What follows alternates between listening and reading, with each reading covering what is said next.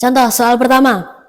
Misalkan bilangan pecahan 27/5 dapat dinyatakan sebagai 27/5 sama dengan A tambah 1 per B tambah 1 per C tambah 1 dengan A, B, C adalah bilangan bulat. Bilangan bulat itu berarti bukan pecahan. Nilai A kali B kali C adalah, berarti ini kan A, B sama C nya belum diketahui. Angkanya belum diketahui. Yang diketahui cuma sini tak? 27/5. Nah, iki podo wae. Berarti kita harus ngubah 27/5-nya ini harus diubah menjadi bentuk seperti ini.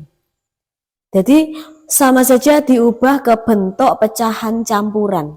Jadi diubah ke bentuk pecahan campuran dulu. Jadi pembahasannya gini. 27/5. Kalau diubah ke bentuk pecahan campuran, berarti 5 kali berapa yang mendekati 27? 5 kali 5, berarti kan 5 kali 5, 25. Kalau ini 27, berarti masih sisa berapa? 2, sisa 2 toh? Berarti tambah 2/5. Karena sisa 2. Nah, ini yang bilangan bulat, ini sisanya masih pecahan. Berarti kan nanti jadi bentuk ini. Tapi, ini kan masih ada pernya lagi di bawah. Nah, kalau masih ada pernya di bawah, berarti dipecah lagi. Mecahnya, supaya bisa dipecah, ini kan atasnya 1. Atasnya 1, berarti ini juga harus sama.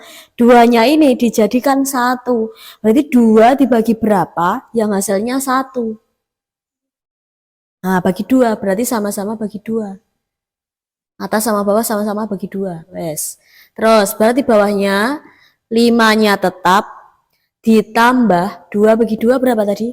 1. 1 per, karena ini masih per, 5 bagi 2 bisa tidak?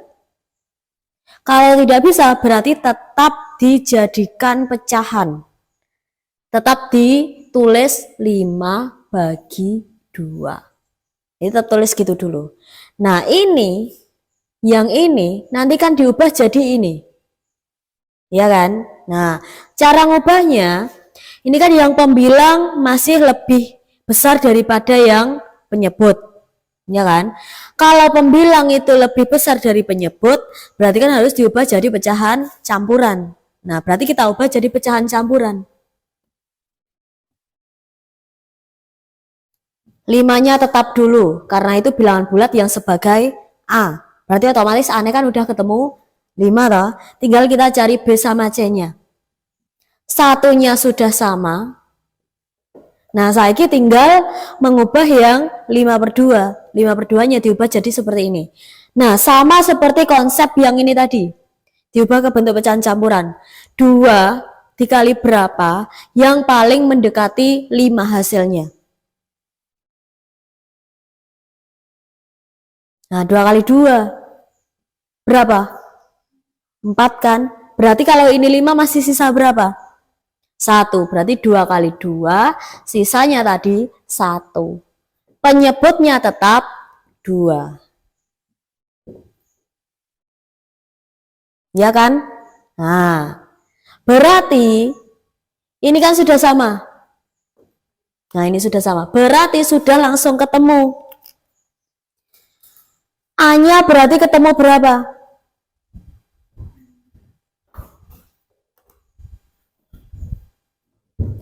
Kalau dilihat dari bentuk ini, dan ini, berarti A-nya yang berapa? 5. Ini sebagai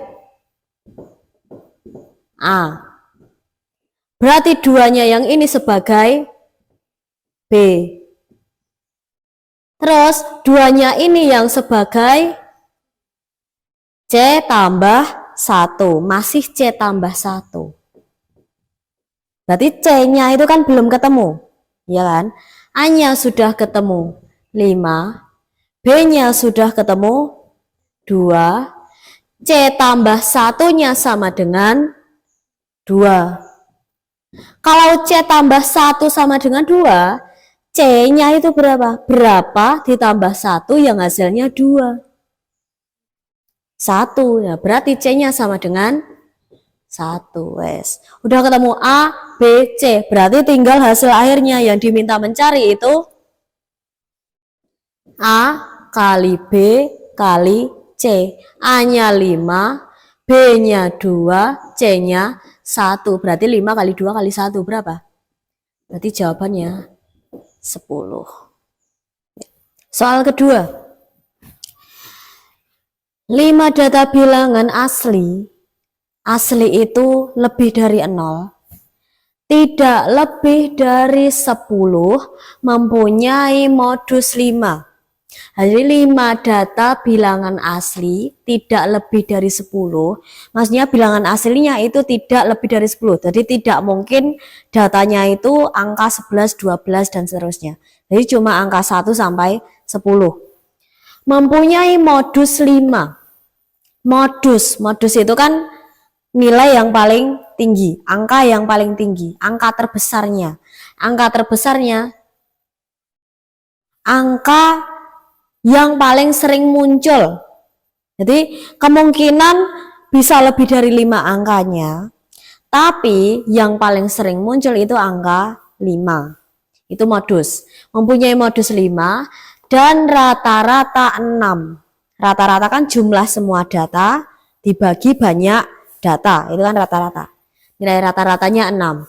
Jika terhadap 5 data tersebut ditambah 1 data bilangan asli, jadi sudah ada 5 data, ditambah lagi 1 angka yang tidak lebih dari 10, angkanya itu tidak lebih dari 10, jadi cuma antara 1 sampai 10 angkanya. Maka salah satu median yang mungkin dari 6 data adalah, median kan berarti nilai tengah, berarti kok goleki tengah-tengah. Nah tapi kan kita nggak tahu angkanya berapa saja kan, karena kita tidak tahu, kita anggap 5 datanya ini itu modusnya 5. Jadi yang paling sering muncul itu 5. Jadi ini kita cek pakai rata-rata dulu.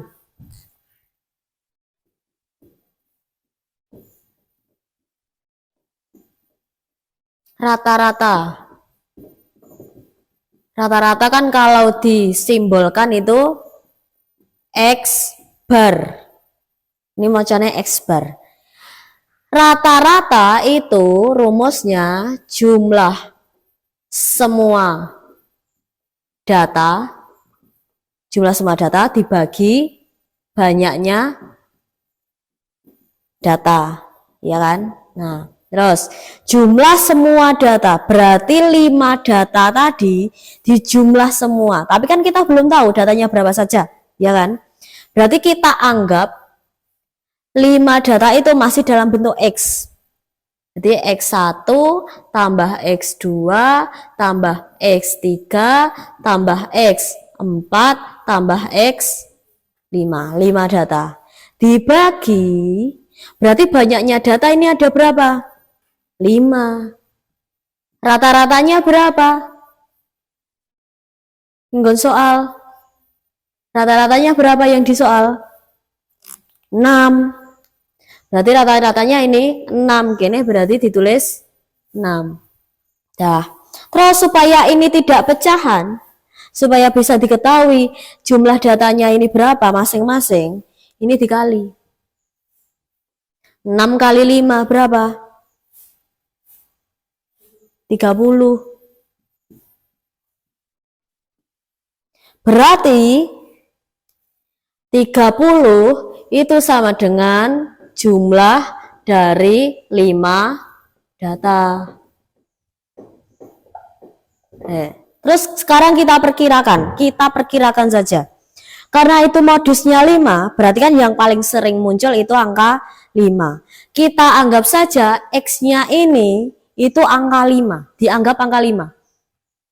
Berarti ini 5, ini ditambah 5 itu sudah berapa? 10. Ditambah 5 lagi sudah berapa? 15. Ditambah 5 lagi sudah berapa? 20. Berarti menuju angka 30 harus ditambah berapa lagi yang terakhir? 10. Kan tetap memenuhi syarat, tidak lebih dari 10. Jadi kita perkirakan kemungkinan angkanya itu 5, 5, 5, 5 sama 10. Ini 5 datanya. Diperkirakan ini. Terus diminta di situ di soal ada tambahan satu data lagi, satu angka lagi yang tidak lebih dari 10. Berarti anggap saja kita masukkan saja angka terbesarnya 10. Anggap saja itu ada angka 10.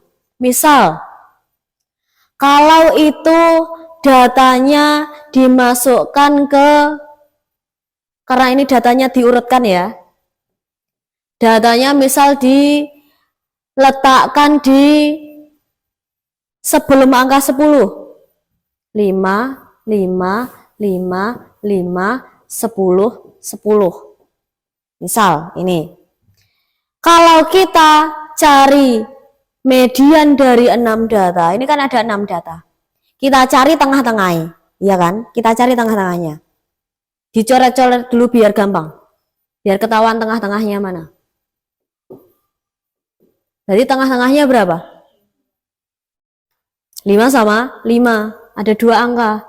Kalau ada 2 angka, berarti dibagi 2.